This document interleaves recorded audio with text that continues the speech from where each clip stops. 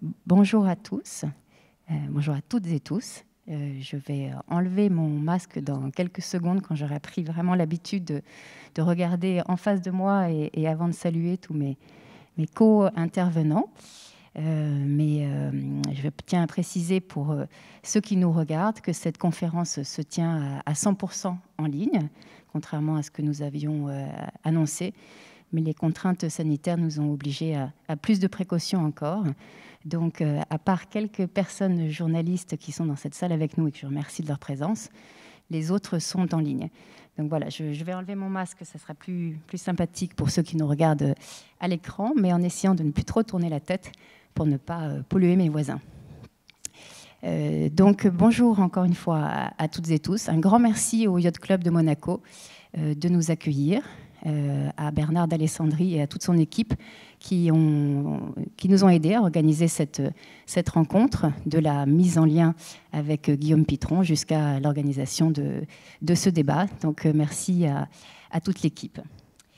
Le sujet qui nous réunit aujourd'hui, c'est celui d'un titre un peu provocateur, ou en tout cas très interrogateur. Est-ce que transition énergétique et préservation des ressources sont conciliables? Voilà la question qui va nous occuper. Certains m'ont dit mais Annabelle, tu te tires un peu une balle dans le pied en organisant un tel débat. Est-ce que tu as vraiment envie d'inviter Guillaume Pitron qui va nous dire un peu quels sont les impacts négatifs de certaines solutions de notre transition énergétique? En effet, certains utilisent ces propos pour revenir peut-être ou défendre le monde d'avant, le monde des énergies fossiles. Et bien la raison pour laquelle Guillaume Pitron est à nos côtés, et je m'en réjouis, c'est parce que je sais qu'il partage un postulat fondamental, qui est celui qu'il est nécessaire, urgent, de tourner le dos aux énergies fossiles et à une économie carbonée. Voilà, c'est parce que ce postulat nous unit que j'ai pensé qu'il était vraiment très intéressant que l'on puisse discuter ensemble. Alors, il n'est pas tellement dans les usages de la mission pour la transition énergétique de faire du catastrophisme, mais compte tenu de ce sujet, je voulais juste rappeler deux, trois faits incontestables, puisqu'ils sont relayés par des milliers de scientifiques du GIEC. Donc je serai très rapide pour ne pas être trop catastrophique, mais c'est donc des conséquences du changement climatique qui sont bien déjà là, hein, avec des phénomènes extrêmes météorologiques, tant en chaud qu'en froid, qui impactent les territoires et les hommes, qui engendrent des migrations climatiques de plus en plus importantes. C'est l'impact sur la biodiversité. Et on insiste quasiment impuissant à la 6e extinction du vivant aujourd'hui. C'est enfin l'impact sur notre santé, avec une pollution de l'air qui fait plus de victimes chaque année que le tabac, par exemple. Mais je m'arrête là, sur le thème de la planète en péril, pour essayer d'être plus constructive et de nous rappeler qu'aujourd'hui, nous recrachons dans l'atmosphère 51 milliards de tonnes de CO2 chaque année. Ça, c'est le constat aujourd'hui. Et en 2050, notre projet collectif, ici et ailleurs, c'est d'atteindre zéro. Vous voyez que le défi est immense, le challenge est, on va dire, fantastique. Mais je pense que c'est une occasion unique de redonner du sens au progrès, de s'interroger sur nos usages. Et surtout, c'est un défi pour nous tous en termes d'innovation et de créativité. Donc ça, c'est vraiment le côté positif que je veux retenir. Alors, encore une fois, pourquoi Guillaume Pitron? Eh bien, parce que je le considère comme un lanceur d'alerte, finalement. Quelqu'un qui cherche à attirer le regard des décideurs politiques et économiques pour nous dire attention, vos solutions ont des impacts que vous devez regarder en face pour les comprendre, les connaître, les éviter, les réduire. Donc pour ça, merci Guillaume Pitron d'être avec nous. Et je vais rappeler, parce que même si de plus en plus de personnes vous connaissent et peut-être vous ont lu, vous êtes un journaliste français, spécialiste de la géopolitique des matières premières, je lis pour ne pas dire des bêtises, auteur de livres et de documentaires, dont La guerre des métaux rares, la face cachée de la transition énergétique et numérique. Donc, à vos côtés pour cette rencontre, j'ai souhaité avoir des intervenants, certains locaux, d'autres un peu plus lointains. Nous avons François Contal, délégué territorial des Alpes-Maritimes et du Var de Cap Énergie, pôle de compétitivité et énergie de Provence-Alpes-Côte d'Azur. Julien Dejanovic, directeur des services numériques du gouvernement princier, de la délégation interministérielle à la transition numérique. Nous avons Nicolas Meunier, qui est en ligne avec nous depuis Paris, je crois, pas sûr, peut-être de Lyon, consultant senior et membre des pratiques mobilité et énergie de Carbone 4. Carbone 4 étant un cabinet de conseil indépendant spécialiste des stratégies bas carbone. Nous avons Pierre-Franck Pellacchi, directeur commercial de la SMEG, et nous avons François Richard, cofondateur de l'Aneva, une start-up basée à Monaco qui produit des navires, des bateaux 100% électriques ici à Monaco. Merci à tous d'être à mes côtés pour cette rencontre débat qui se déroulera en 3 temps. Le premier où nous laisserons la parole à Guillaume Pitron.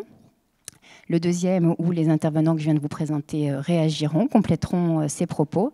Et enfin, un temps de questions-réponses pour tous ceux qui nous suivent en ligne. Vous avez un chat qui, j'espère, fonctionne et est ouvert, dans lequel vous pourrez poser vos questions au fur et à mesure. Virginie Haché-Masneau, qui est avec nous, membre de la mission pour la transition énergétique, récoltera ces questions, essaiera peut-être, selon leur nombre, bien sûr, de les regrouper, de leur donner une cohérence par rapport aux intervenants qui sont sur place et pour pouvoir poser ces questions. Donc par avance, merci à ceux qui nous écoutent de ces questions. Et je laisse sans plus attendre la parole à Guillaume Pitron pour qu'il nous fasse état de ses travaux, de ses recherches, de ses impacts qu'il a largement documentés, et puis bien sûr aussi qu'il nous fasse part des solutions pour avancer ensemble. Merci Guillaume Pitron.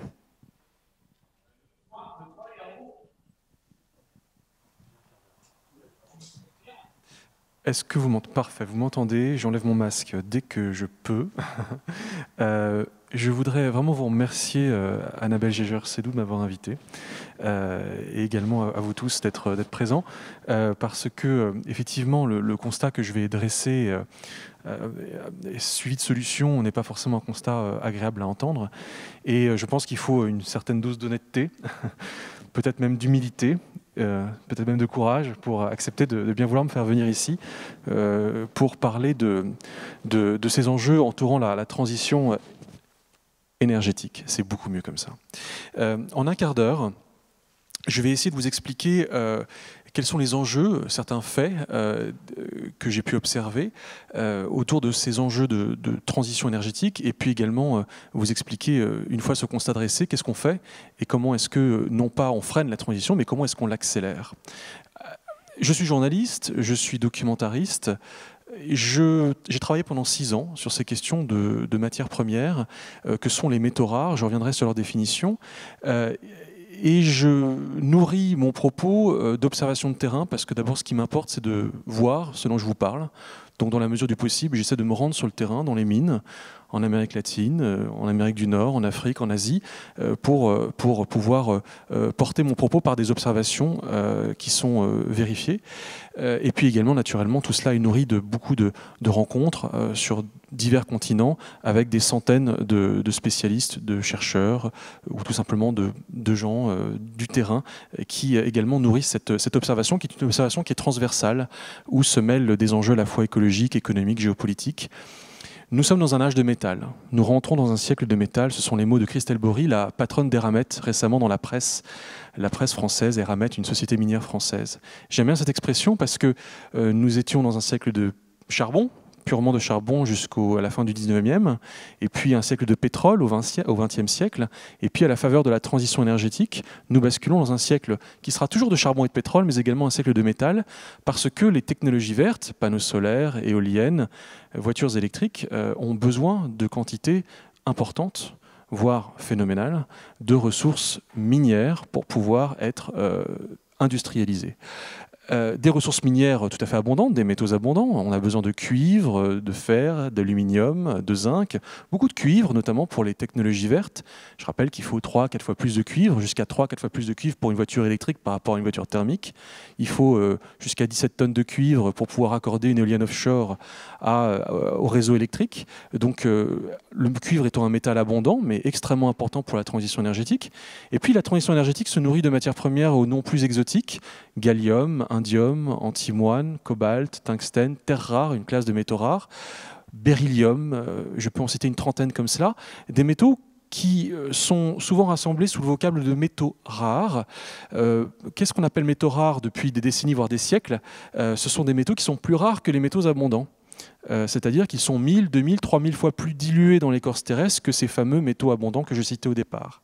Non pas qu'ils soient vraiment rares, parce que finalement on en trouve partout sur Terre, y compris au fond des océans, mais si on se met à creuser sous le yacht club pour trouver 1 kilo de terre rare, il va falloir creuser très profondément, beaucoup plus profondément que pour du cuivre. Et donc pour cette raison-là, on les appelle rares. Ces métaux sont également, pour la plupart d'entre eux, appelés stratégiques. Ils sont stratégiques pour nos économies industrialisées.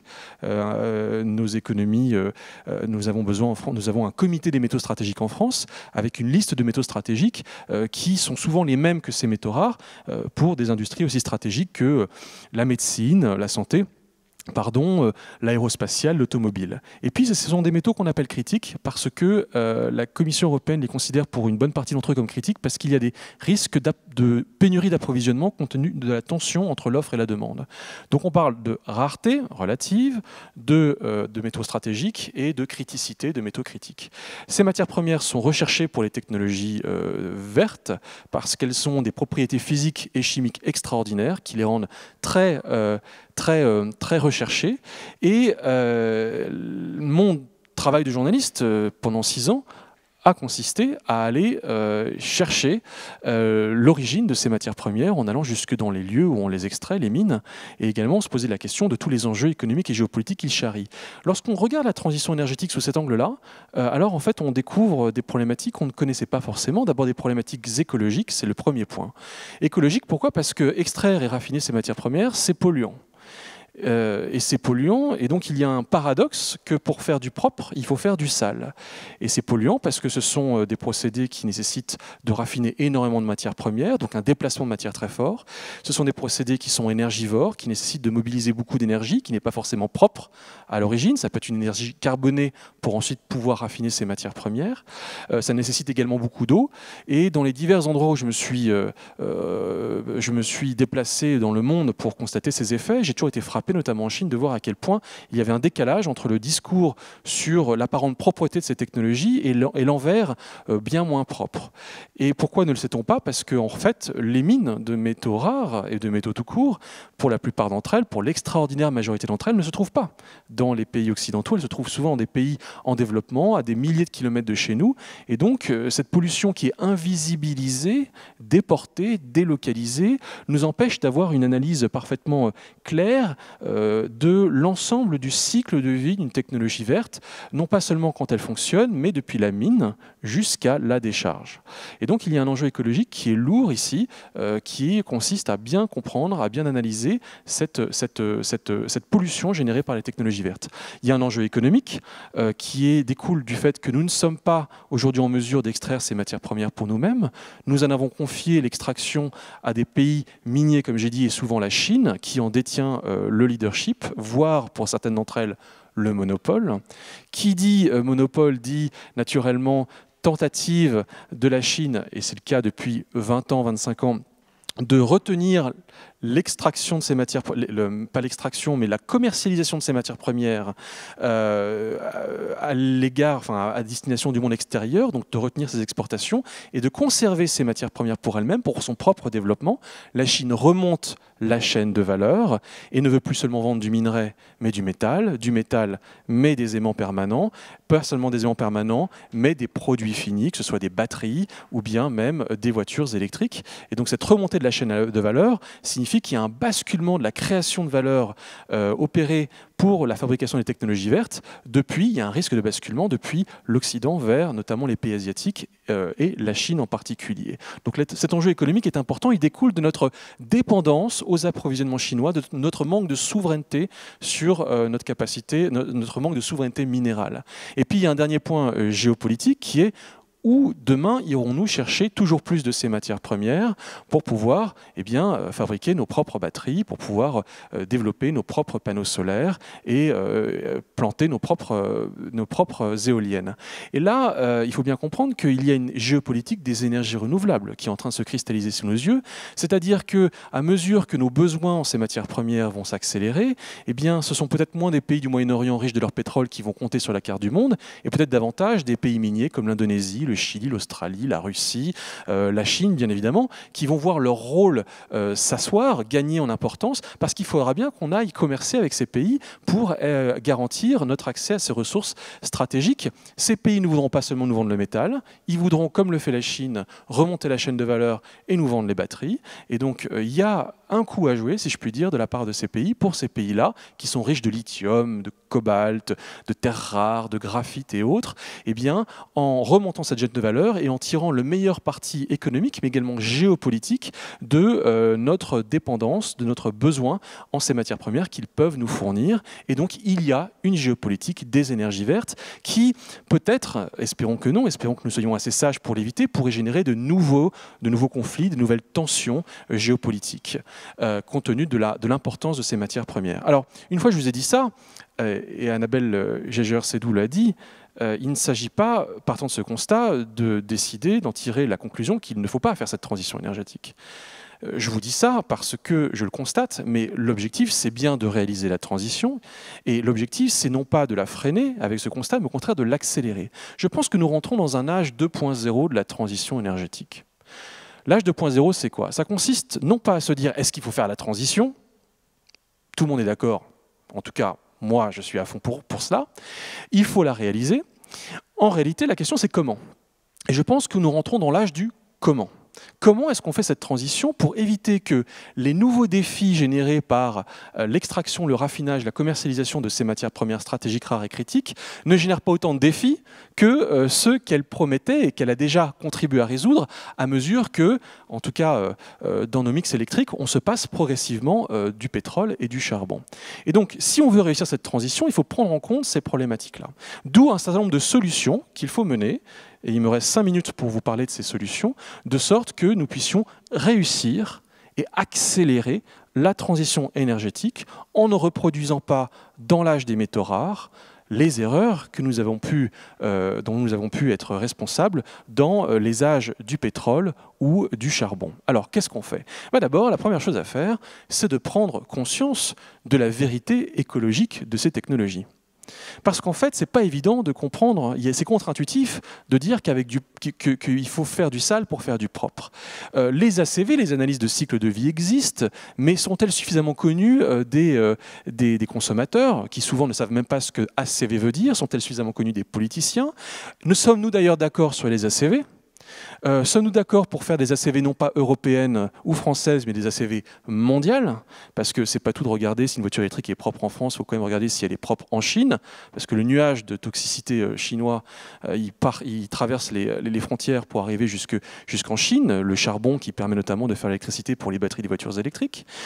Donc en fait, il faut développer également des labels, et donc tout cela, c'est un immense travail pédagogique, d'éducation qui doit être mené, et je fais partie des personnes qui peuvent peut-être aider, j'espère, à faire connaître ces enjeux, mais il s'agit de connaître cette vérité écologique des technologies, c'est vraiment le point de départ.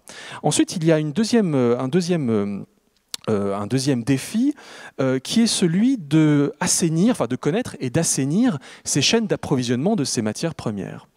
Aujourd'hui, souvent, nous évoluons dans un monde où le toyotisme prévaut. Le toyotisme, c'est le just-in-time zero stock. Ça consiste à ne pas avoir de stock, à délocaliser sa production, à avoir recours à une armada de sous-traitants. Et finalement, entre la mine et le produit fini, il y a tellement de sous-traitants qu'on en oublie un petit peu de comprendre l'origine de la matière première. Or, l'enjeu aujourd'hui, c'est précisément de réacquérir ce savoir et de la sorte d'améliorer ces chaînes d'approvisionnement en s'assurant par exemple que tel ou tel métal extrait au fin fond de l'Afrique ne finance pas des guerres, ne finance pas des milices paramilitaires, n'incitent pas à ne pas respecter les droits de l'homme, les droits des enfants et les droits sociaux les plus élémentaires. Donc cette question on parle souvent de ethical supply chain, de chaînes d'approvisionnement éthiques, ils sont au cœur de la transition énergétique pour que nous puissions nous approvisionner en métaux qui soient les moins sales possibles, qui soient extraits dans les conditions les plus respectueuses de l'environnement et des droits humains. Un troisième aspect, c'est qu'il faut, au-delà de ces chaînes d'approvisionnement, améliorer toutes les autres étapes de ce qu'on appelle l'économie circulaire. L'économie circulaire, ce sont 7 piliers qui commencent avec la mine éthique, mais qui ensuite se déclinent jusqu'au recyclage en passant par un meilleur éco-design écologique donc des technologies que nous fabriquons de façon à faciliter leur recyclage, une meilleure collecte des déchets, une meilleure réparation des objets qui sont en fin de vie, voire leur réutilisation si on peut les réparer, et puis in fine le recyclage. Et donc ces 7 étapes de l'économie circulaire, elles sont absolument fondamentales pour faire que le monde bas carbone, à ce monde bas carbone s'ajoute un monde bas ressources. Que nous consommions le moins de matière possible, que nous n'ayons pas à retourner à la mine en permanence et que nous puissions réutiliser de la matière secondaire en plus de la matière primaire. Et cela, ça améliorera considérablement les fameuses ACV de nos technologies vertes. Et donc ça, c'est un grand enjeu. Je pense qu'au-delà même du basculement vers les technologies vertes, je pense que l'un des enjeux qui est encore plus exigeant et encore plus difficile à respecter et auquel parvenir, cet objectif, c'est l'objectif d'un monde circulaire. Je crois que c'est un des grands enjeux du XXIe siècle. 2 derniers points pour les 2 dernières minutes qui me restent. Développer les substituts et les nouveaux matériaux. On peut travailler et on travaille, ça coûtera beaucoup d'argent, mais il faut soutenir la recherche pour permettre de développer certains nouveaux matériaux et substituts qui permettent de remplacer telle terre rare très rare par une autre terre rare un peu moins rare. Je prends un exemple, par exemple, dans les aimants de terres rares qui sont indispensables pour 93% des batteries de voitures électriques. Pas parce que la Zoé n'en utilise pas que toutes les voitures électriques n'utilisent pas d'aimants. Attention à cette... Comment ?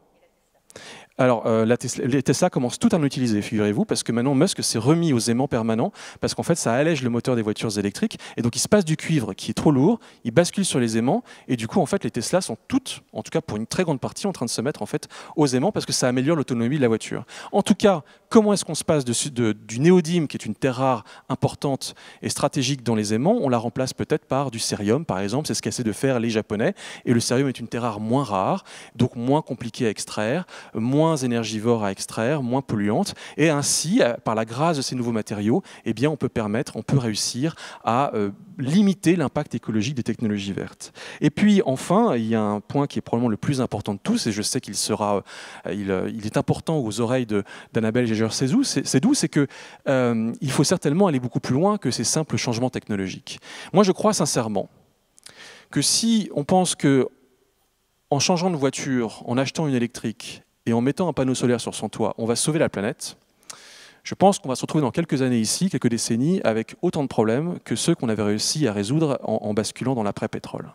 Et je pense qu'on ne s'en sortira pas si on applique ces solutions toutes faites, technologiques, facile à digérer, facile à accepter, facile à vendre, facile à marketer. Et je pense que cette transition énergétique, elle engage des sauts de conscience en plus des sauts technologiques, des révolutions de nos modes de consommation en plus des révolutions techniques. Et c'est une question qui finalement est très peu abordée, à part dans quelques cercles très particuliers, assez radicaux, mais qui est tellement difficile à accepter que nous préférons finalement l'ignorer en pensant que la technologie y pourvoira. Or, ces questions sont fondamentales. Je pense qu'il faut sortir d'un monde binaire, ou dans lequel on se dise il faut arrêter la croissance ou au contraire l'accélérer. Je pense que ces deux options sont mortifères. Il y a certainement d'autres modèles de développement à imaginer, d'autres référents de croissance à imaginer également. Je pense que ça implique de réinventer nos imaginaires, de proposer de nouveaux imaginaires. Ça nécessite un travail extrêmement créatif de notre part pour être capable de dépasser la pure technique pour voir où est le progrès ailleurs que dans la pure technique. Mais en tout cas, je pense que cette question des modes de consommation est absolument fondamentale et que la transition énergétique ne pourra se faire que si nous nous attaquons à cette question fondamentale qui est la transition dans nos cœurs. Je vous remercie. Un très grand merci, Guillaume Pitron, pour cet exposé qui a tenu les délais en temps. Je sais que c'était un exercice compliqué, que vous aviez vraiment plein de choses à nous dire, mais c'était très concis, très percutant, très intéressant. Ça fait écho à beaucoup de questions que l'on se pose, nous, à la Mission pour la transition énergétique, de façon quotidienne, que nous posent les signataires du Pacte national pour la transition énergétique régulièrement. Ils nous interpellent sur toutes ces solutions, donc vous leur apportez une partie des réponses. Sachez d'ailleurs qu'on va mettre en ligne sur le site de la Mission pour la transition énergétique des foires aux questions sur ces thématiques. On en a préparé sur les panneaux solaires parce que vous nous interpellez très souvent là-dessus, sur les véhicules électriques, puisque là aussi on a des questions. Quelques exemples sur les panneaux solaires pour des informations que vous y trouverez. On rappelle en effet que les panneaux solaires utilisent pour 90% d'entre eux du silicium, qui n'est pas une terre rare, mais qui clairement au moment de sa production impacte en émissions de CO2, c'est évident. Et c'est un métal critique pour autant. Voilà. Donc ça, c'est le verre à moitié vide. Le verre à moitié plein, c'est que l'électricité totale produite par un panneau solaire pendant son cycle de vie génère 15 à 30 fois moins de CO2 que celle provenant d'une centrale gaz ou charbon. Rappelez aussi, parce que c'est des questions que vous nous posez très souvent, que les cellules silicium peuvent être recyclées jusqu'à 4 fois, qu'il y a des obligations de les recycler aujourd'hui, notamment dans un pays comme la France. 95% à 99% des panneaux solaires sont recyclables. On a même dans les Bouches-du-Rhône une usine pour les recycler. Donc, toutes ces interpellations que vous nous faites, je pense que beaucoup les entendent, beaucoup souhaitent trouver des solutions, souhaitent améliorer les process. Et nous ne pensons pas que c'est un souhait, nous pensons que c'est une nécessité. Donc, encore une fois, merci de nous interpeller là-dessus. On viendra dans un deuxième temps sur les usages. En effet, vous faites là aussi parfaitement écho à notre préoccupation avec le Pacte national pour la transition énergétique de nous interroger quotidiennement, individuellement, collectivement sur nos usages. Mais sans plus tarder, je voudrais passer la parole à Nicolas Meunier, qui est la seule personne qui est en ligne. Donc j'espère qu'il nous entend bien. J'espère qu'il va pouvoir nous rejoindre et prendre la parole facilement. En tout cas, je le vois à l'écran. Merci encore une fois, Nicolas Meunier, d'être avec nous, senior consultant chez Carbone 4. J'aurais souhaité que vous puissiez, effectivement, Carbone 4 vient de sortir une étude tout à fait passionnante sur l'analyse au cycle de vie évoquée par Guillaume Pitron sur les solutions de mobilité. Vous en avez tiré un certain nombre d'enseignements. Donc, bref, Nicolas, est-ce que vous pouvez nous apporter un éclairage sur les aspects climatiques des véhicules électriques et peut-être plus largement de l'électricité bas carbone? Oui, bien sûr. Merci beaucoup de me permettre de pouvoir m'exprimer sur le sujet. Tout d'abord, je voudrais dire que je souscris très largement à toute l'approche que vient de développer M. Pitron. Et donc là-dessus, on est tout à fait en face qu'il y a des impacts environnementaux très forts liés à l'extraction des métaux. Moi, je voudrais l'apporter plus que d'un point de vue climatique. Je ne sais pas si jamais... je voulais vous présenter un graphe. Je ne sais pas si vous pouvez le présenter ou si je dois le présenter de mon côté. Dites-moi. Mais en tout cas, d'un point de vue climatique, il y a une certaine forme d'urgence. Merci beaucoup. Et parce que l'objectif de Monaco et de la France est d'atteindre la neutralité carbone en 2050. 2050, c'est dans un peu moins de 30 ans. Et c'est quelque chose d'absolument nécessaire si jamais on veut rester en dessous des 2 degrés de réchauffement par rapport à la période pré-industrielle. Donc, c'est ce que vous disiez, M. Pitron, il faut accélérer la transition énergétique. Et ceci dans tous les domaines, puisqu'il faut que les secteurs du bâtiment, les secteurs de l'énergie, les secteurs de la mobilité soient quasiment plus du tout émissifs en émissions carbone dans un peu moins de 30 ans. Pour cela, on a différents leviers. Et la véhicule électrique en fait partie. Là, je vais prendre l'exemple de la mobilité. Dans la mobilité, le véhicule électrique permet de réduire très significativement l'empreinte carbone. Qu'est-ce que vous voyez sur ce graphe? Vous voyez l'empreinte carbone en cycle de vie, c'est-à-dire qu'on prend tout en compte. Vous avez en ordonnée donc les chiffres qui sont indiqués, qui sont en grammes de CO2 équivalent. Donc on parle ici de l'ensemble des gaz à effet de serre et pas simplement le CO2, ramené au kilométrage. Et les différentes cases de couleurs permettent d'exprimer les différentes phases de vie du véhicule. Donc en bleu clair, vous avez la fabrication du châssis. En vert, les équipements spécifiques. Donc ici, ce sera la batterie. En bleu marine, vous avez l'usage, donc la combustion du carburant ou la production d'électricité, qui n'est pas nulle, puisque derrière la production d'électricité, certes, le véhicule ne va pas émettre de gaz à effet de serre au niveau local, mais pour produire cette électricité, il faut utiliser des énergies comme le charbon, comme le nucléaire ou comme les éoliennes. Et puis ensuite, la fin de vie, qui est une partie assez minoritaire. Ce qu'on peut voir sur ce graphe, c'est que l'empreinte carbone d'un véhicule électrique en France, c'est une division par 3 par rapport à son équivalent d'un véhicule diesel. On parle ici d'une voiture de segment D, donc c'est l'équivalent à peu près d'une berline. Donc c'est extrêmement significatif. Et même si jamais on se place dans d'autres pays comme l'Union européenne, enfin même l'exemple de l'Allemagne que je vous ai mis à droite, vous voyez qu'on peut déjà diviser par 2. Donc même avec une électricité qui a un mix un peu plus carboné, puisque l'Allemagne repose encore largement sur le charbon, alors qu'en France, on a une électricité très bas carbone avec le nucléaire et les barrages hydroélectriques, même en Allemagne, ça permet de diminuer significativement l'empreinte carbone. Donc compte tenu de l'urgence, le véhicule électrique permet une rupture technologique et permet de pouvoir s'aligner avec les ambitions des enjeux climatiques, et qui sont, donc, je le rappelle, d'atteindre la neutralité carbone dans 30 ans. À côté de ça, on peut voir que déjà, ce n'est pas forcément le cas de toutes les technologies. Vous voyez le véhicule hybride rechargeable qui permet une amélioration de l'empreinte carbone, mais qui est quand même incrémentale, pas non plus de rupture. Donc, le véhicule électrique va véritablement vers une révolution, alors que le véhicule hybride n'est pas forcément à la hauteur des ambitions. Et comme vous le disiez, Monsieur Pitron, il faut coupler ça avec d'autres leviers, et cette fois-ci des leviers de changement d'usage, de changement de rapport à la mobilité. Et donc, dans notre étude, on a pu voir que si jamais on augmente la durée de vie des véhicules, si jamais on arrête la course à la taille de la batterie pour pouvoir essayer de reproduire la même autonomie en termes de kilométrage que pour un véhicule thermique, on arrive à diminuer de 25% l'empreinte carbone. Et ceci, donc, même pour un véhicule électrique, donc, vous diminuez encore plus l'empreinte carbone par rapport aux chiffres que vous voyez sur le graphe. Donc, les leviers de sobriété sont tout aussi importants que les leviers technologiques. Et enfin, juste un dernier point. Monsieur Pitron, vous parlez d'essayer de faire en sorte d'avoir une production un peu plus propre. Et je pense qu'on peut aussi l'appliquer dans le cadre de la mobilité, notamment en relocalisant la chaîne de production des batteries en Europe, dans des pays avec une électricité bas carbone, comme la France ou la Suède, ce qui est le cas actuellement avec l'usine de fabrication des batteries Northvolt. Et il y a un enjeu à se saisir justement de toutes ces nouvelles technologies et de les produire d'une manière un peu plus bas carbone.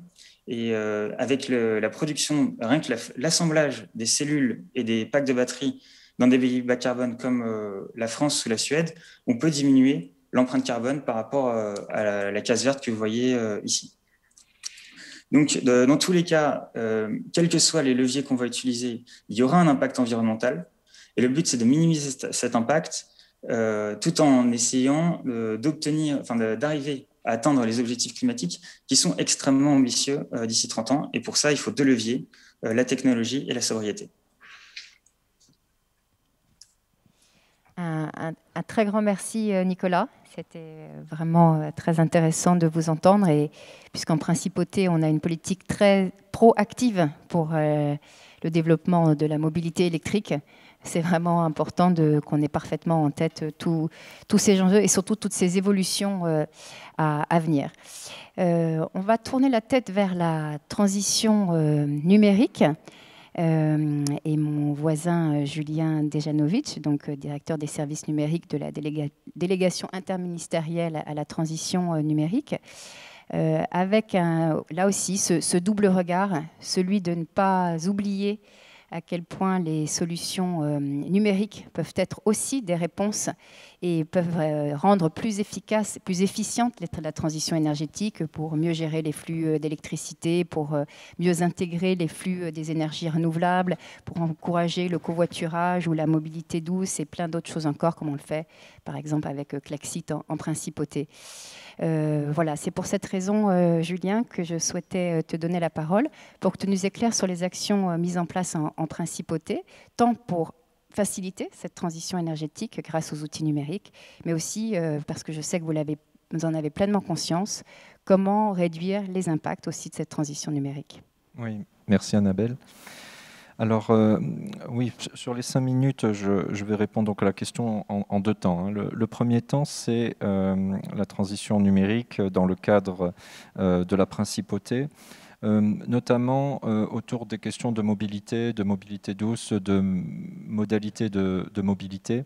L'idée, c'est que dans ces questions-là, le numérique est un prolongement des infrastructures qui sont mises en place au milieu de la ville de Monaco. Comme ceux qui connaissent bien la principauté le savent, aujourd'hui on a près de 40 000 travailleurs qui viennent chaque jour en principauté et donc qui prennent la voiture essentiellement. Les bouchons à l'entrée de la principauté témoignent chaque jour, chaque matin des problématiques qui sont associées. Et donc on a effectivement lancé un partenariat avec Klaxit, qui est une application qui permet de faire du covoiturage. Et conscient de ces enjeux, le gouvernement princier finance, donc crée des partenariats avec des entreprises monégasques et finance le trajet par rapport au modèle économique de l'application. Et donc on a aujourd'hui, alors bon, la période n'est pas propice aux échanges, beaucoup de télétravail, mais bon, néanmoins on a quand même 1000 trajets cofinancés aujourd'hui par mois sur la partie sur la partie Klaxit. On a également créé des partenariats avec Citymapper et Waze. Le numérique est aussi là pour informer, pour donner la bonne information au bon moment, pour favoriser justement les moyens de transport dits doux. Et on a 22 000 trajets calculés chaque mois sur ces applications qui permettent effectivement de trouver, de s'orienter dans la principauté et d'utiliser les moyens. On a mis les horaires de bus, on a corréler ça avec les horaires de bus. On a un projet de billettique unifié qui va arriver bientôt. L'idée est toujours de trouver des moyens pour faciliter, pour rendre plus agréable l'usage de cette mobilité. On a travaillé ensemble aussi pour le coach carbone, puisqu'on a mis en place un produit qui s'appelle le coach carbone, qui permet aux adhérents de se connecter, de faire leur diagnostic, de trouver des actions et de s'engager, puisque c'est important dans cette transition. Et pour faire le lien, je pense que dans tout ce qui a été dit, je pense que l'individu est aussi au centre de la réflexion, que la prise de conscience, elle part de l'individu et que effectivement, à nous d'impulser également ces sauts de conscience, comme le disait M. Pitron. Et c'est pourquoi, au sein du gouvernement, effectivement, nous avons pris cette conscience et il est vrai qu'on s'engage depuis 2018 dans un vaste programme de transition numérique et on a ressenti le besoin de se rapprocher de toi, Annabelle, et de la mission, et on a animé il y a quelques mois comment conjuguer transition numérique et énergétique. Donc là, voilà, on est dans le prolongement de ces discussions. Et donc, de manière très concrète, ce que l'on fait déjà, c'est qu'on installe l'analyse de cycle de vie de nos projets numériques au sein de ma direction, la direction des services numériques. Donc, on commence On commence à avoir des résultats. On a 5 projets pour tester aussi la démarche, puisqu'il faut aussi arriver à installer cette démarche. Et donc, dont 2 projets de numérisation de processus, pour être concret, le projet de dématérialisation des bulletins de salaire dans le cadre de l'administration et le projet de dématérialisation des échanges internes. Il faut savoir que l'administration consommait en 2018 1,8 million de feuilles de papier pour ces échanges internes uniquement. Et donc, il y a effectivement le besoin de comprendre, est-ce que si je numérise ces 1,8 million de feuilles, est-ce que si je numérise ces 4500 bulletins de salaire, est-ce que réellement je suis gagnant d'un point de vue énergétique, d'un point de vue des effets sur les gaz à effet de serre, d'un point de vue de l'épuisement des ressources, d'un point de vue de la consommation énergétique, d'un point de vue de l'acidification des sols et des océans, d'un point de vue de la production des déchets. On a besoin d'objectiver, et c'est pas simple, parce qu'il faut faire des hypothèses. Typiquement, je dématérialise mes bulletins de salaire. Est-ce que tout le monde va accepter? Et est-ce que tout le monde va faire l'effort de ne pas les réimprimer? Parce qu'évidemment, si je mets en place un processus de dématérialisation, de numérisation, et que les individus concernés se mettent à imprimer les documents, on va augmenter le coût. Et donc, c'est pour ça que je parle toujours de la question de l'individu, de la pédagogie qu'on va mettre et de tout l'accompagnement qu'on va pouvoir mettre pour expliquer l'importance. Et grâce à ces analyses, on peut objectiver, on peut montrer des chiffres, on peut expliquer. J'ai un diagramme justement où en fonction du taux d'adhésion à la dématérialisation et du nombre de réimpressions, on voit bien qu'on reste dans une zone rouge sur bien des indicateurs tant qu'on n'a pas un taux élevé. Donc, il n'y a pas une réponse simple sur ces questions. Autre exemple, les équipements professionnels. Beaucoup d'entreprises dotent les salariés de téléphones portables. Ça veut dire qu'on voit beaucoup de personnes qui se baladent avec 2 téléphones. Nous mettons et nous favorisons le BYOD, le Bring Your Own Device, qui consiste à utiliser son équipement personnel à des fins professionnelles. Alors, je ne rentre pas dans le débat que ça pourrait aussi entraîner d'un point de vue de la séparation de la vie personnelle et pro, c'est un autre débat. Néanmoins, il existe aujourd'hui des solutions. Déjà, il existe des téléphones à double SIM qui permettent d'avoir la SIM de son environnement professionnel et la SIM de son environnement personnel, qui me permet tout à fait sur un même téléphone de couper le week-end, si je le souhaite, les appels qui pourraient arriver sur mon numéro professionnel. Et surtout, on a des solutions de sécurisation, puisqu'en fait la sécurité est un enjeu qu'on ne peut sacrifier sur le traitement des données professionnelles sur nos équipements mobiles. Et c'est ça souvent qui justifie l'octroi d'un téléphone professionnel dédié. C'est souvent la question de la sécurité, parce qu'on veut rendre étanche le monde personnel et le monde professionnel. Il y a des solutions aujourd'hui qui permettent effectivement de créer ce qu'on appelle des conteneurs sécurisés dans un téléphone, et donc d'avoir ce double usage d'un seul téléphone.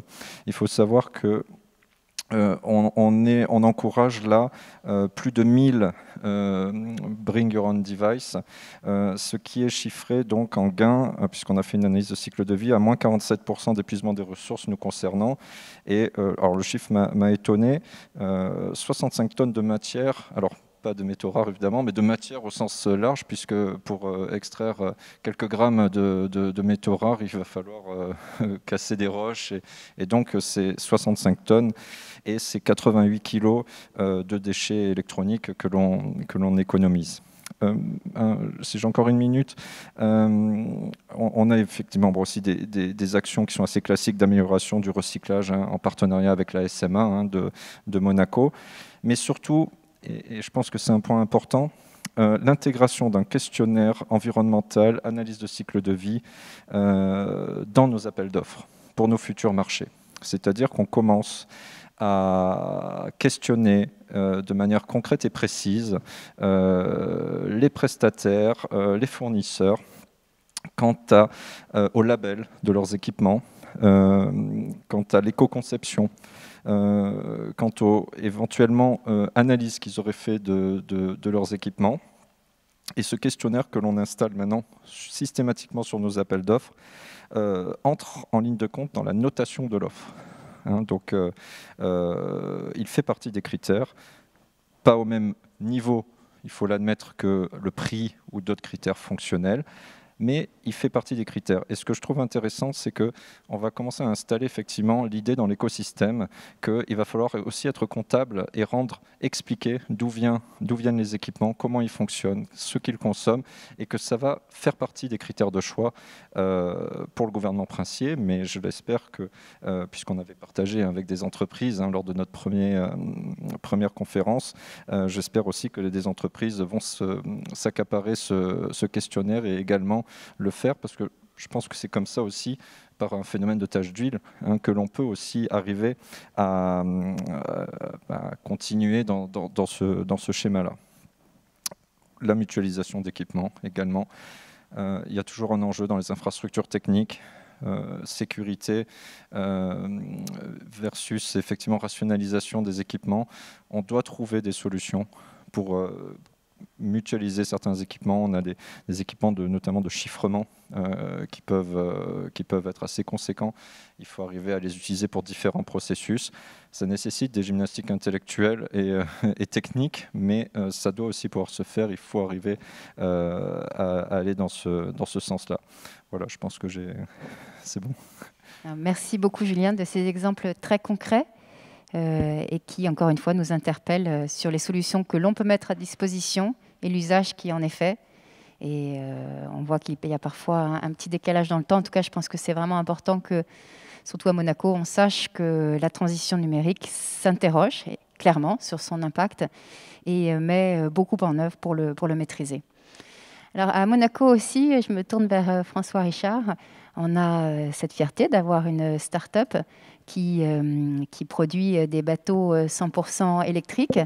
Et on le sait, puisqu'on en a discuté ensemble, François, que c'est inscrit dans ton ADN et l'ADN de ta société que tu as cofondée, que tu t'interroges depuis le départ sur l'impact des solutions que tu proposes. Tu as fait un gros travail sur les matériaux que tu utilises dans tes bateaux. Que tu t'interroges aussi sur les batteries. Est-ce qu'on peut en savoir plus ? Bien sûr. Vous m'entendez bien ? Bien sûr, merci encore une fois de m'inviter. L'avantage qu'on a, c'est que finalement on est parti de zéro, donc on a pu un peu construire un peu ce qu'on voulait avec la liberté d'esprit qui était la nôtre. Le concept, en effet, c'est un bateau électrique, c'était une évidence. Si un bateau 100% électrique aujourd'hui, pour nous, c'était la voie royale, mais en se disant aussi que l'électrique n'était pas forcément toujours synonyme d'éco-responsabilité, notamment dans le bateau de plaisance. Donc on a été vraiment allé chercher ce qu'on pouvait imaginer pour remplacer les matériaux classiques qu'on voit, tels que la fibre de verre, différents types de composites. C'était important pour nous. Donc là, aujourd'hui, on a travaillé avec du bois, donc on va aller vérifier les origines, donc des forêts durables avec des labels qui vont derrière, des fibres naturelles, je suis par la fibre de lin. On travaille aussi avec du liège. On va aussi s'intéresser à qui sont nos fournisseurs, où est-ce qu'ils sont basés, est-ce qu'on peut réduire un petit peu les problématiques aussi de transport de ces matériaux. Donc on a vraiment une politique assez proactive. On connaît aussi un peu le talon d'Achille en effet de l'électrique, notamment sur les batteries, on en a beaucoup parlé. On avait interrogé un de nos fournisseurs, parce que nous on n'a pas vocation à fabriquer des batteries, c'est pas du tout notre métier, un peu à les interroger un peu dès le départ. Et qu'est-ce que vous faites pour ces problématiques environnementales de recyclage, de fin de vie des batteries. Bon, on a reçu un petit document comme quoi ils étaient conformes à la législation européenne, donc ça montrait qu'il y avait encore un gap assez fort sur ces problématiques-là.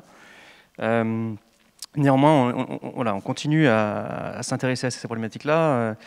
On s'est rapproché aussi de l'ADEME en France, voir un peu comment les filières de recyclage des batteries dans l'automobile pouvaient nous bénéficier quelque part, parce que les technologies sont relativement similaires. On bénéficie clairement dans le monde nautique de ce qui est fait dans l'automobile, des erreurs qui ont pu être faites, mais aussi des belles choses qui sont faites. Donc on est assez proche de ça, on essaie d'y rester. On a aussi pris le parti pris de payer une écotaxe. On s'est rapproché d'une association française qui travaille sur le recyclage des bateaux de plaisance, qui est assez peu connue, mais qui a vocation à le devenir, ou par bateau qu'on met sur le marché tous les ans une écotaxe. L'idée, c'est qu'après, eux, ils prennent en charge le démantèlement du bateau en fin de vie. La partie batterie électrique, enfin la batterie et moteur électrique, je pense qu'elle est encore nouvelle pour eux, mais l'idée c'est de créer des groupes de travail pour un peu plus rentrer en détail, comprendre un peu les problématiques, voir comment tout ça pourrait fonctionner. Je pense que c'est vraiment nouveau. On arrive vraiment après la bataille en tout cas du transport routier, mais les problématiques seront les mêmes et on en a beaucoup parlé sur les usages. On sait quand même, nous, donc on a parlé d'ACV, en effet, ensemble, on a beaucoup parlé de ça, on s'est rapproché de sociétés pour pouvoir...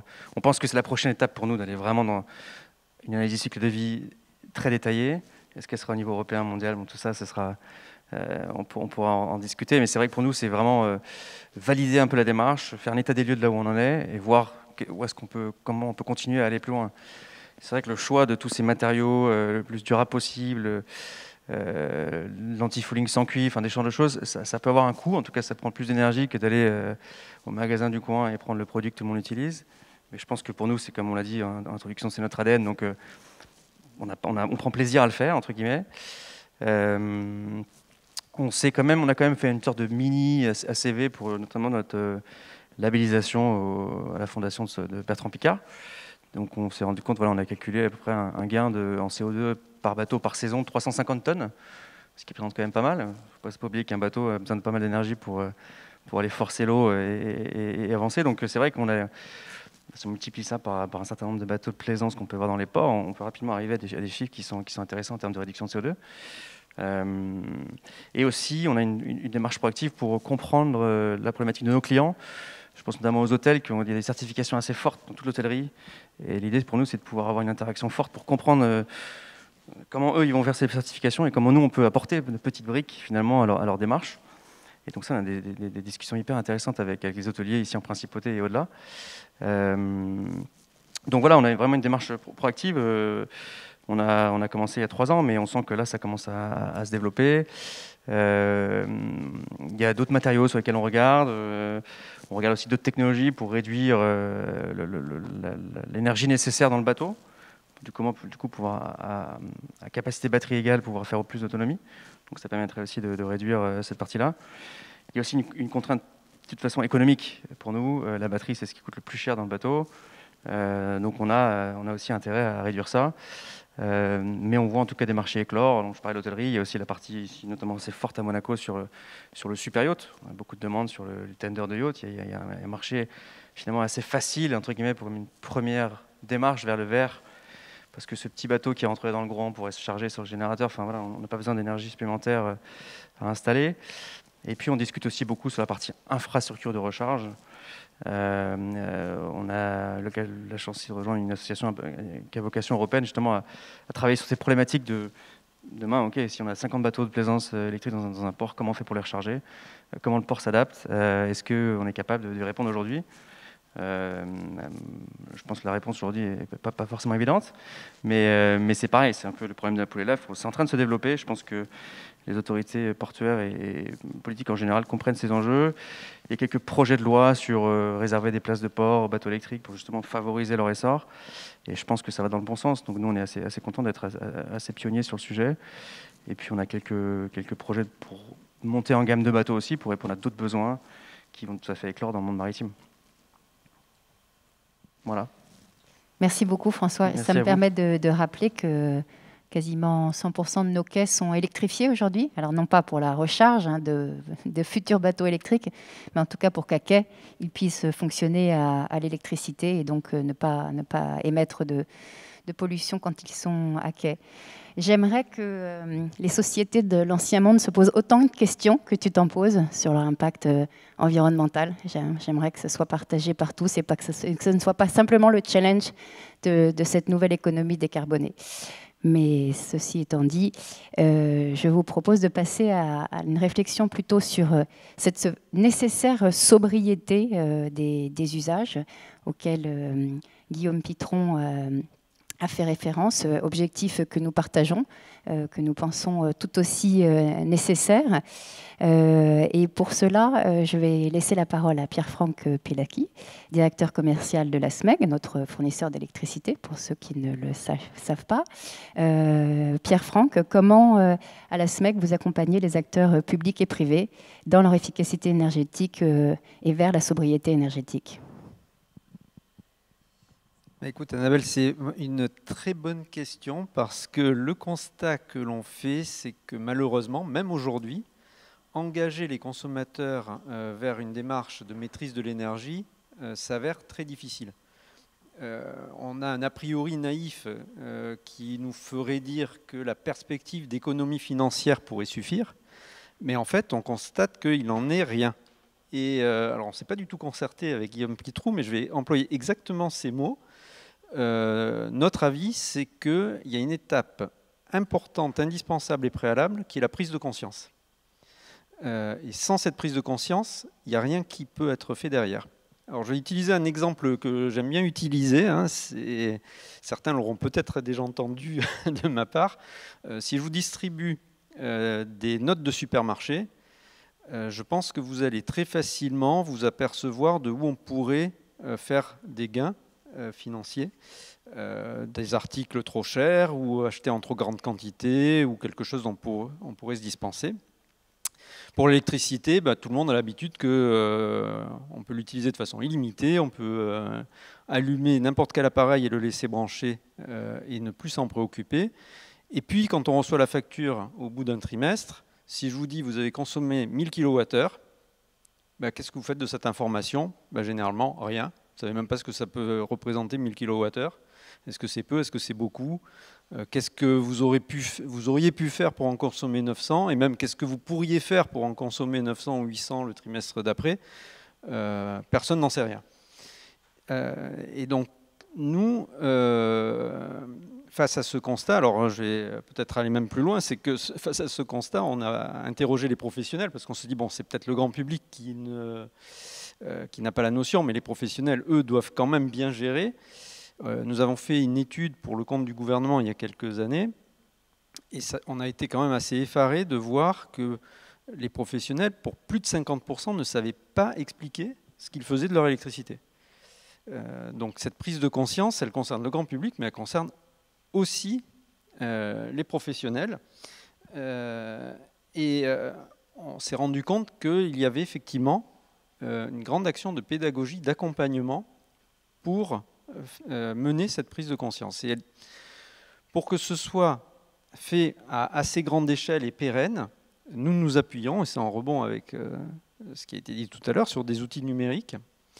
Nous avons mis à disposition du grand public de nos résidents à Monaco un espace client gratuit sur lequel tout le monde peut faire son profil énergétique et en quelques secondes avoir un peu le panorama de son logement et savoir quels sont les postes les plus énergivores qui sont ceux à gérer en priorité et sur les actions prioritaires qui pourraient avoir un impact.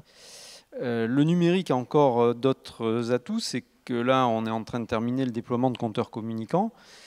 Au lieu d'avoir une facture trimestrielle, là, les consommateurs peuvent avoir leur consommation à la journée et donc mesurer immédiatement l'impact de l'allumage ou de l'extinction de certains types d'appareils, de savoir qu'est-ce que ça fait le jour où j'allume la clim.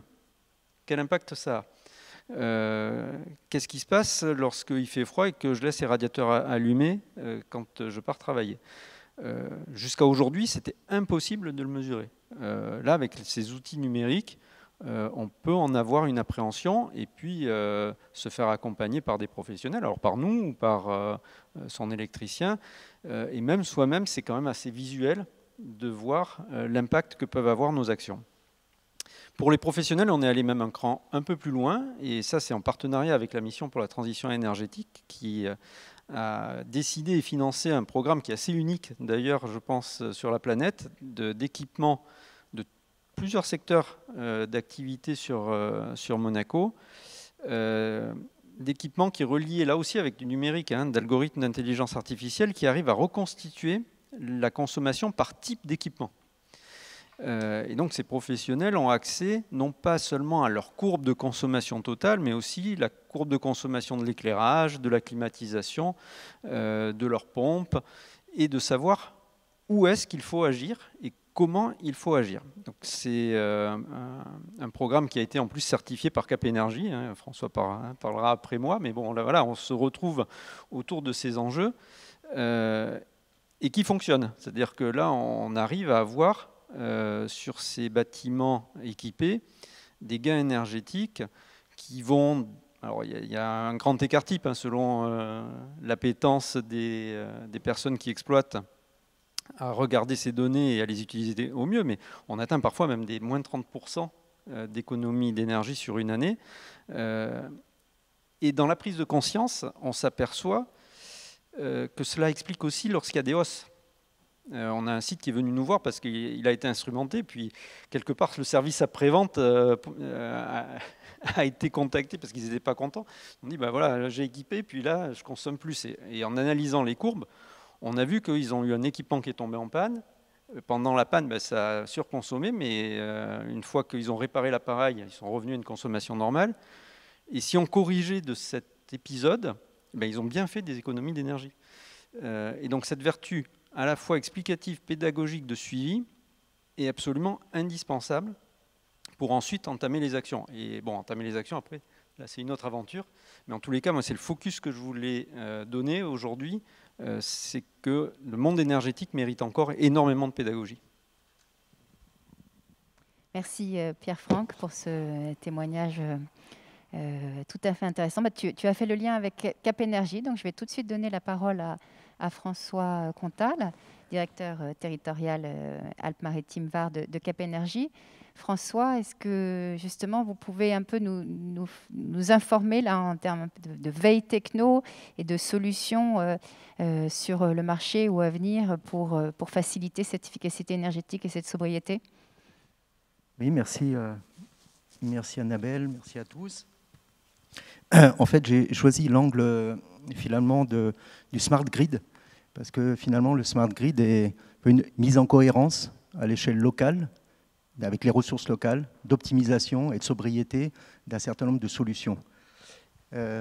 Donc j'ai trouvé une formule pour aujourd'hui, un petit clin d'œil à Albert Einstein. Pour Monaco, Z égale MC2, 0 égale Monaco Carbone Cap. Donc Cap Énergie, c'est un pôle de compétitivité, 500 membres, des grands groupes industriels, des startups, des PME, des centres de recherche, la principauté de Monaco, la SMEG en particulier. On fait des tas de choses. Et également, nous avons une mission pour la mission transition énergétique avec Accenture, d'accompagner finalement la MTE dans la recherche d'innovation énergétique aux quatre coins du monde, qui peuvent avoir un sens à être mises en œuvre dans la principauté.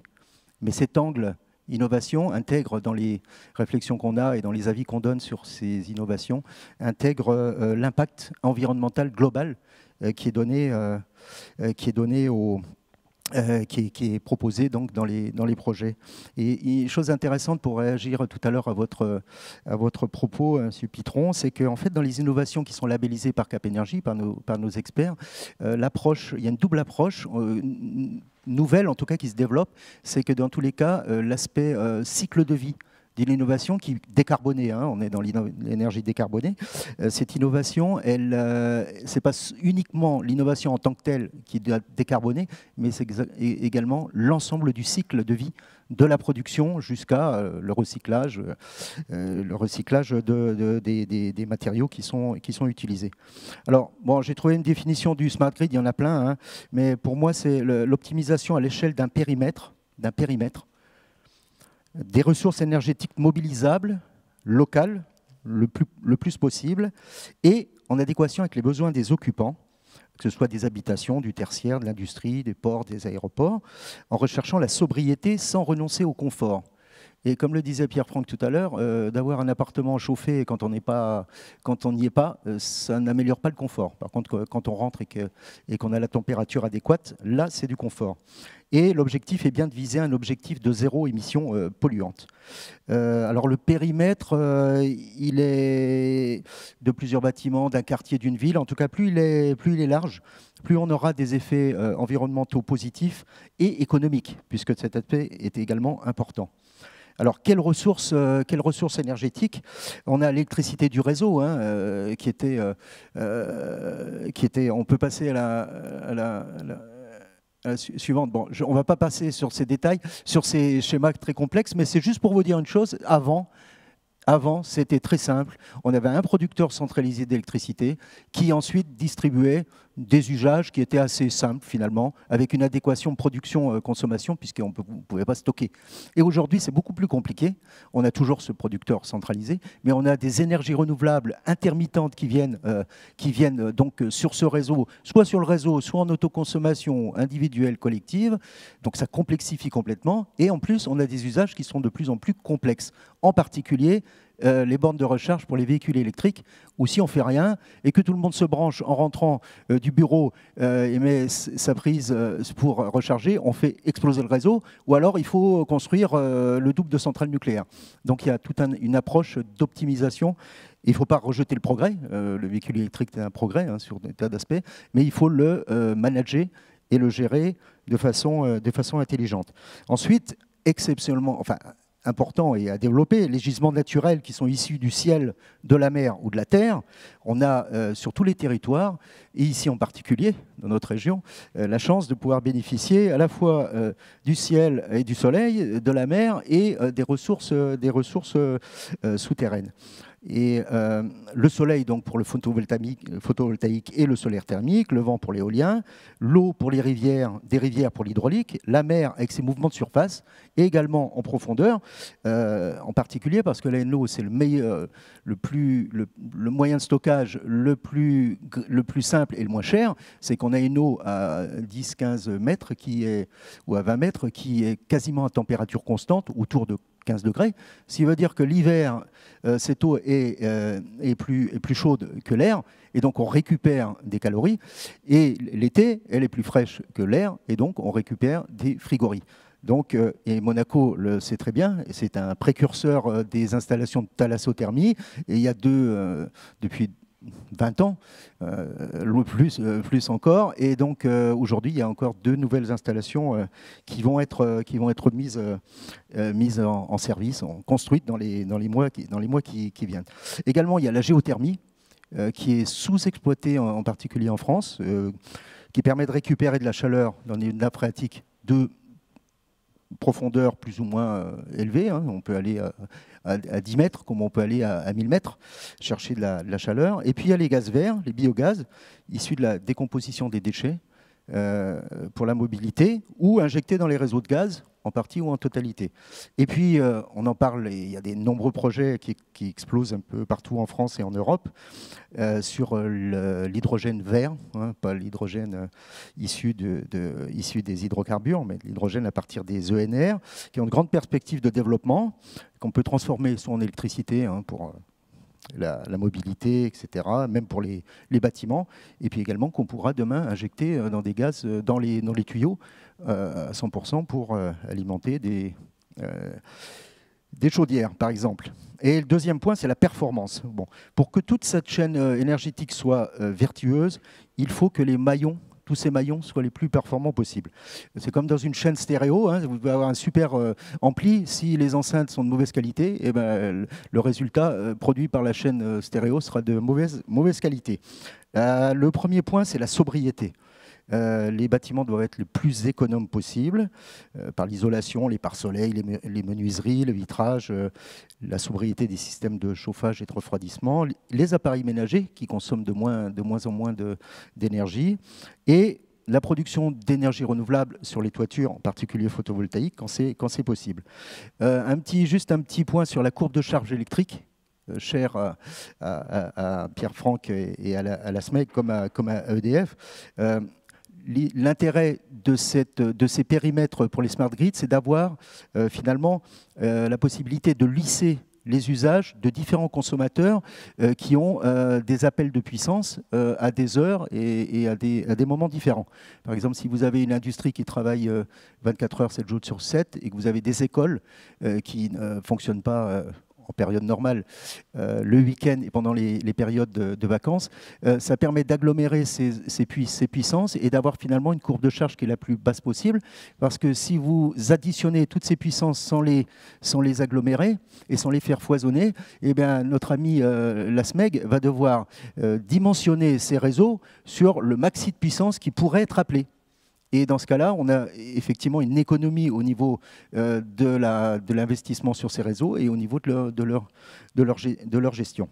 Ensuite, il y a l'effacement. Ça permet, ça se développe de plus en plus. Ça existait sur les industriels historiquement, mais maintenant on le fait aussi de façon sur des groupements de petits appels de puissance, même des particuliers ou des habitations dans lesquels on va pouvoir générer des contrats dans lesquels, à un moment donné, où il y a un appel de puissance qui est un peu trop élevé, on puisse déconnecter finalement un convecteur électrique pendant une demi-heure, une clim pendant un quart d'heure, un congélateur pendant 20 minutes, ça ne pose aucun problème au niveau du confort ni de la qualité des appareils.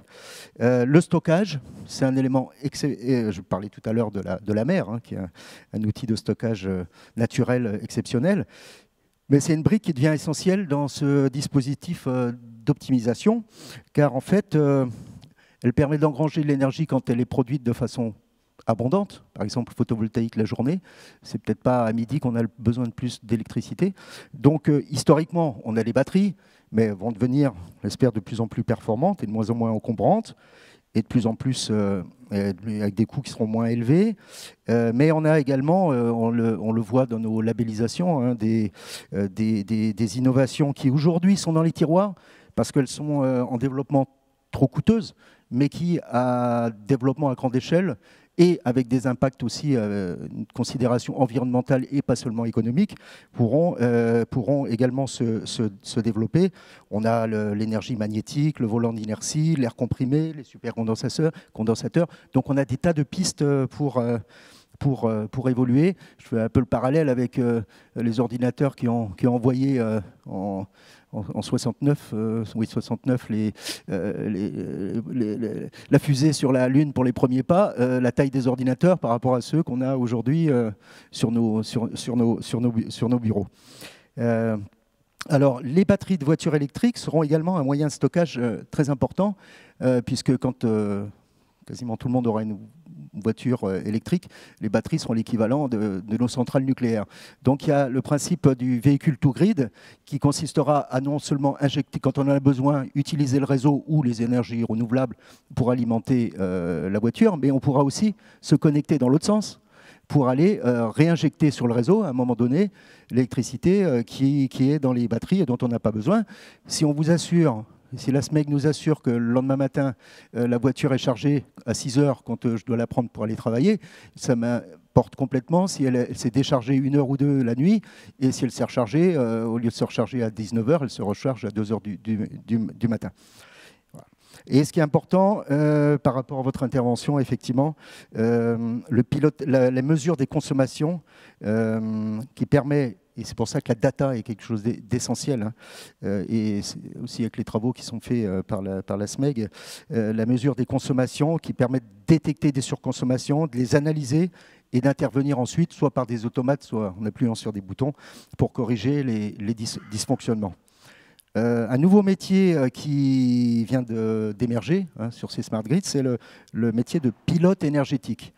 Il consiste en fait à analyser toutes les composantes du smart grid, très complexe, hein, c'est encore 10 fois plus complexe sous mon petit schéma sur l'écran, d'anticipation en temps et en temps réel, pour prendre les bonnes décisions d'activation ou des désactivations des différentes briques que je viens de décrire.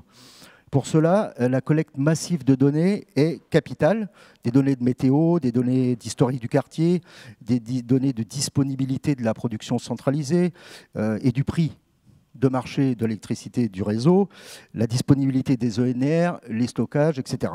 Et l'intelligence artificielle sera d'une aide précieuse à ces nouveaux opérateurs pour automatiser les arbitrages, parce qu'il faut arbitrer à un moment donné, pour une gestion optimale, technico-économico-environnementale de ces smart grids. Et le dernier point, là je remets une couche, hein, mais c'est vraiment fondamental, la responsabilisation des utilisateurs qui peuvent, par un comportement vertueux et même simple, je dis vertueux, mais même un comportement qui devrait être normal, faire baisser les consommations jusqu'à 20%. Conclusion, c'est l'innovation qui est au cœur du Smart Grid. Elle doit permettre de créer de nouvelles solutions énergétiques et d'améliorer celles qui sont connues. Hein, la recherche toujours du nouveau, mais on a beaucoup de choses à améliorer aussi. Et également d'optimiser leur mise en commun. C'est ça l'innovation aussi, de prendre des innovations qui existent et de les mettre en commun pour les intégrer dans une chaîne de performance environnementale globale.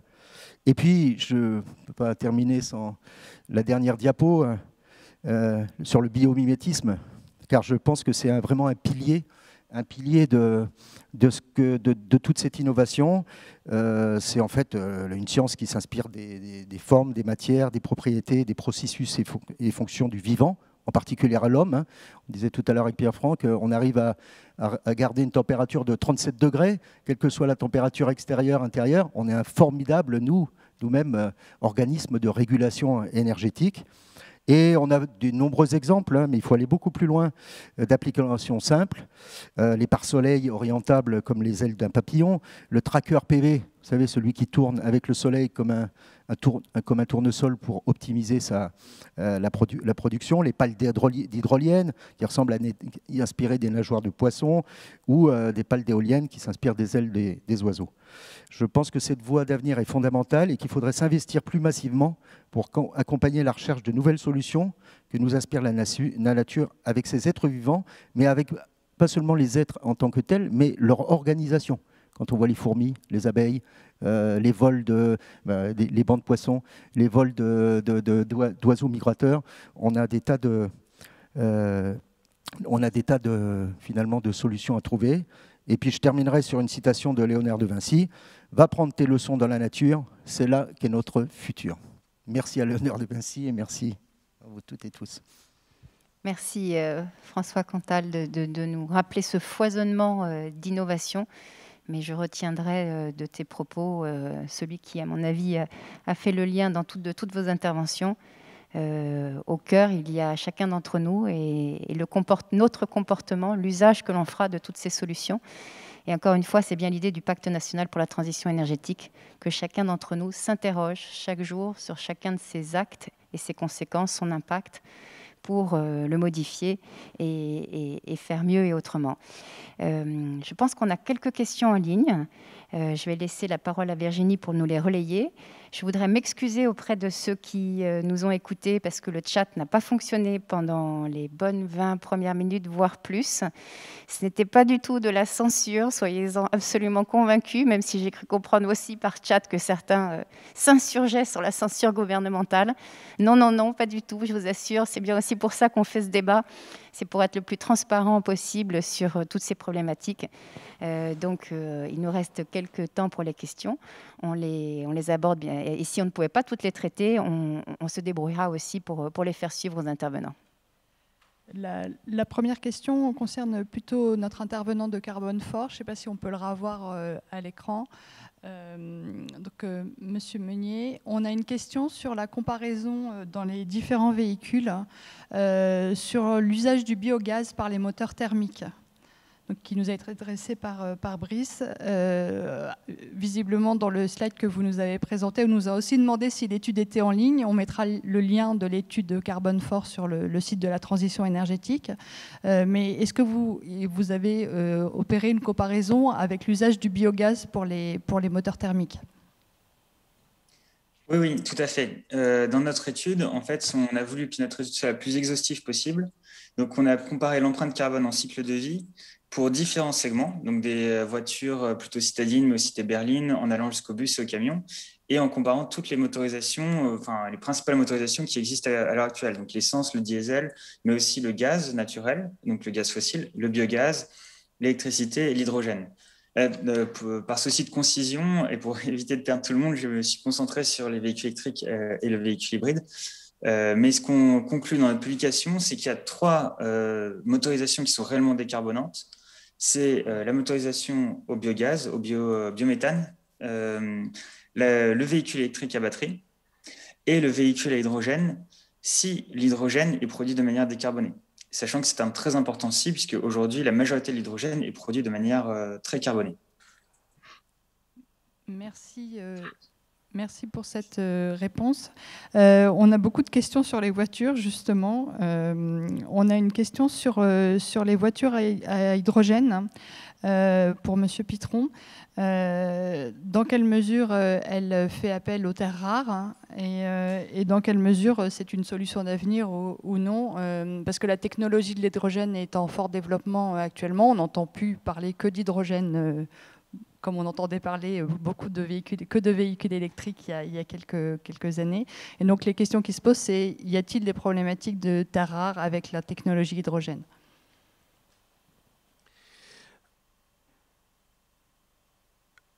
L'hydrogène, la pile à hydrogène n'a pas besoin de terres rares, elle a besoin de platine. Donc l'enjeu, notamment en termes de ressources pour l'hydrogène, ça va être le platine. Il y a d'ailleurs un document très intéressant qui a été publié sur justement les besoins, enfin une prospective sur les besoins en platine pour pouvoir développer les technologies à hydrogène, pas seulement pour les voitures d'ailleurs, mais pour tout type de mobilité et d'ailleurs même pour le secteur industriel, sidérurgie, etc. Et avec une explosion, je vous la fais courte, je ne vais pas vous développer les chiffres à la virgule, des besoins en platine dans les prochaines décennies, mais explosion des besoins qui est largement compensée par la disponibilité des réserves en platine, ce qui fait qu'il n'y a pas de pénurie de platine à venir. Donc le sujet avec l'hydrogène, ce sera le platine, ce ne sera pas les terres rares. Merci beaucoup. On a une question aussi sur la disponibilité de l'analyse en cycle de vie des véhicules, si cette analyse existe, si elle est disponible. Alors, il y en avait une tout à l'heure, Ouais, donc je pense qu'il faut retourner à Carbone 4 pour avoir les analyses les plus récentes. Oui, bien évidemment, il y a beaucoup de disponibilité d'études d'analyse de cycle de vie disponibles. Il y en a certaines qui sont réalisées par l'ADEME notamment, mais également donc, par Carbone 4, Transport et Environnement, on a publié également. Donc maintenant, ces analyses sont bien connues, elles sont plutôt assez riches. Elles convergent toutes vers cette idée, et ça rejoint complètement ce qui a été dit par M. Meunier à propos de l'analyse de cycle de vie de la voiture électrique sur le territoire européen, c'est que c'est une bonne solution. Parce qu'en fait, l'électricité en Europe, et c'est très vrai en France, est d'origine nucléaire. Or, qui dit nucléaire dit processus de production d'électricité peu carboné, peu d'émissions de carbone. Et donc, l'électricité à la borne de recharge n'a pas été produite en émettant beaucoup de CO2, et donc l'ACV en termes d'émissions de CO2 de la voiture électrique, en particulier en France, est excellente. C'est un vrai outil de lutte contre le réchauffement climatique et plus généralement sur l'Europe. Moi, j'en profite juste pour poser une question, mais c'est plus un appel à Carbone 4 notamment. Mais qu'en est-il? Parce que l'Europe, c'est 500 millions de personnes. C'est beaucoup, mais 500 millions de personnes, nous sommes 7,5 milliards. Donc ça veut dire que l'Europe, c'est 1/15 de l'humanité. Et les 14/15 restants, comment ça se passe? C'est quoi la CV des 14/15 restants de l'humanité? C'est quoi la CV des Indiens, des Chinois, des Brésiliens, des Sud-Africains, des Américains, des Indonésiens, des Australiens? Ils n'ont pas autant de nucléaire que nous. Ils n'ont pas 75% d'électricité produite par le nucléaire. Les Indiens et les Chinois, je pense notamment aux Chinois, les 3/4 de l'électricité produite en Chine, c'est du charbon et du pétrole. C'est quoi la CV d'une voiture électrique en Chine? Et c'est ce que je disais tout à l'heure. Le charbon qui va être brûlé pour produire l'électricité à la borne de recharge de la voiture électrique, ce charbon-là, il va partir dans l'air. Et pardon de le dire, mais il n'y a pas de réchauffement climatique européen et un réchauffement climatique chinois. Il y a un réchauffement climatique mondial. Je suis obligé de le dire comme ça. Et donc, les performances climatiques chinoises sont nos performances climatiques à nous. Nous sommes complètement liés tous ensemble par ces performances qui deviennent des performances globales. Et donc, ce qu'il faut regarder, c'est pas seulement le fait que à Paris, à Monaco, en France, en Europe, c'est cool, mais je suis persuadé de ça. Vive la voiture électrique en Europe. Est-ce que c'est bien à l'échelle mondiale? Est-ce que c'est une solution universelle? Est-ce que c'est bien en Chine? Est-ce que le changement des mix électriques en Chine va suffisamment vite? de façon à ce que l'électricité soit non pas produite par du charbon, mais par plus de technologies vertes, peut-être même par plus de nucléaire, de sorte que ces performances climatiques chinoises, qui sont nos performances à nous, ne nous retombent pas sur la figure par un effet boomerang. Et là, je constate, et ça répond à votre question, qu'on manque d'ACV sur la Chine. Donc moi, j'en ai une que je tiens de l'université d'Harvard, qui dit que ça peut produire, ça peut, pas tout le temps, mais ça peut générer plus de CO2 d'utiliser une voiture électrique en Chine qu'une voiture thermique. Ce qui est complètement hallucinant, ce que je vous dis là, mais c'est une étude qui est tout à fait publique et qui se trouve facilement sur Internet. Et donc, la vraie question, moi je pense que ça va être surtout les performances chinoises. Voilà. Et ça ne veut pas dire qu'il ne faut pas faire des voitures électriques chez nous, mais il faut faire attention à se dire, puisqu'on a fait des voitures électriques chez nous, bah, tout va bien. C'est un bon début, mais voilà, ce n'est pas suffisant. Et donc, il faut aller voir et chercher davantage d'ACV ailleurs que chez nous, ailleurs qu'en Europe. Et c'est là que moi, j'adorerais, et je le dis à Carbone 4 par exemple, mais est-ce qu'on pourrait aller regarder ce qui se passe pour les 14/15e de l'humanité restante? Pierre-Franck, peut-être juste... Je voulais faire un petit complément là sur... ça rejoint les prises de conscience et le comportement. Jusqu'à aujourd'hui, la plupart des gens sont attachés à leur voiture, à posséder leur voiture. Et dans la CV, je pense qu'il y a une voie, et on en a un peu parlé avec le covoiturage, qui est l'autopartage, d'utiliser la voiture quand on en a besoin sans avoir sa voiture. Quand on regarde le nombre de kilomètres que fait une voiture, et c'est ridicule, elle passe pratiquement tout son temps arrêté dans son parking, et on a dépensé des métaux, de l'énergie pour fabriquer un objet qui va rester stationné. Nous avons la conviction, et cette conviction s'est concrétisée puisque nous avons repris le service d'autopartage de Monaco Mobi et on compte le développer.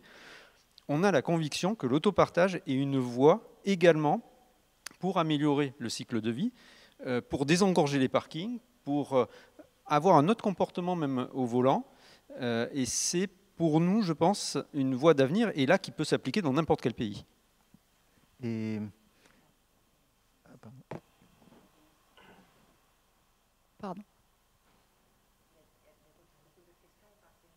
Il y avait une question sur le matériel informatique d'usage courant qui est le plus demandeur de terres rares. Enfin, quand on achète un téléphone, quand on achète un micro-ordinateur, quand on achète une Apple Watch, qu'est-ce qu'il faut... Enfin, quel est le matériel qui est le plus embêtant? Bon, moi, j'irais au plus courant, c'est le téléphone. Je ne sais pas si c'est le plus, parce que c'est un petit objet, mais il faut probablement 1 gramme ou un peu moins d'1 gramme de terres rares dans le téléphone. Et c'est notamment le vibreur du téléphone qui contient en fait la fameuse terre rare. Mais bien évidemment que vous allez avoir des terres rares dans les serveurs d'ordinateurs, je pense. Enfin, voilà. Mais j'irais au plus courant, je vous dirais que vous avez des terres rares dans votre poche. Voilà. Oui, c'est tout à fait le cas. Et c'est pour ça qu'au sein du gouvernement, on a notamment, pour tout ce qui est équipement des PC, de tous les agents et fonctionnaires, on est en cours de réflexion parce qu'aujourd'hui, on a des renouvellements, donc ça c'est classique dans les entreprises, c'est 3 ans. On a des roulements sur 3 années, on change les équipements tous les 3 ans. Là, on est en réflexion pour amener cette date donc de 3 ans, de l'amener à 5 ans, pour les garder plus longtemps, parce que finalement, on se rend compte qu'il y a un très grand nombre d'usages qui sont essentiellement bureautiques et qui peuvent tout à fait continuer avec les équipements actuels qui sont quand même suffisamment performants et pour des usages simples qui ne tombent pas en obsolescence. J'ai plus de questions sur le chat. Ok, et, tu voulais dire un mot? Oui, un mot. C'est très rapide, oui. C'est pas écrit en plus. Non, pour rebondir sur les nouveaux les usages finalement de véhicules électriques, il y a le covoiturage et autres, mais finalement quand on voit qu'on a des grosses batteries pour des grosses voitures électriques, on va utiliser 2 fois par an pour aller en vacances ou pour aller voir je ne sais pas qui à l'autre bout de la France, il y a certainement des modèles à trouver où finalement on a une voiture pour le quotidien avec une petite batterie et puis 1 ou 2 fois par an, on a possibilité soit de prendre le TGV ou soit d'avoir accès à une voiture plus puissante, voire thermique, comme faisait SAP. SAP est membre de Cap Énergie, qui a donc équipé tous ses collaborateurs de véhicules électriques et qui leur mettait à disposition une voiture thermique classique si 2-3 fois par an, ils devaient aller à l'autre bout de la France. Donc on a aussi ce genre de modèle, nouveaux usages à inventer, avec beaucoup de pédagogie. Écoutez, je crois qu'on a fait le tour non seulement des questions, mais des intervenants. Donc, je voulais vraiment tous très sincèrement vous remercier pour votre temps, toutes les informations riches que vous nous avez communiquées. Je pense qu'on peut en retenir tous ensemble un plaidoyer pour une transition énergétique durable, responsable, sobre, pourquoi pas frugale. Est-ce que c'est un mot qui fait sens à Monaco? Oui, j'en suis convaincue parce que nous avons déjà plus de 1500, bientôt 1600 signataires du Pacte national pour la transition énergétique qui, ici, en principauté, sont prêts à relever le défi du changement climatique, sont prêts à réfléchir à leur comportement. Ces signataires, ce sont tant des individus qui donc pensent à tout ce qu'on vient de dire, partage, durée de vie des équipements, réutilisation, recyclage et plein d'autres. Et ce sont aussi les entreprises, les institutions qui se placent dans cette économie décarbonée, dont je retiens vraiment que c'est un foisonnement d'innovation et un véritable challenge de créativité pour la réinventer. Je crois qu'on est qu'aux-prémices de cette économie circulaire, de cette économie du partage, et que c'est un véritable challenge très enthousiasmant que nous devons relever ensemble. Et je suis convaincue qu'ici, en Principauté de Monaco, compte tenu de nos objectifs particulièrement ambitieux en termes de transition énergétique, compte tenu de l'implication très forte de notre souverain, c'est ici que nous y arriverons ensemble. Donc, je voulais vraiment tous vous remercier et surtout, très sincèrement, donc, Guillaume Pietron qui est venu jusqu'à nous, les autres intervenants plus locaux qui ont bien voulu participer, Monsieur Meunier en visioconférence et vous tous qui nous avez écoutés. Retrouvez-nous sur le site de la mission pour la transition énergétique où on mettra le maximum d'informations. On mettra ces fiches questions-réponses que j'évoquais tout à l'heure et on reste bien sûr en contact pour continuer d'avancer ensemble. Merci beaucoup.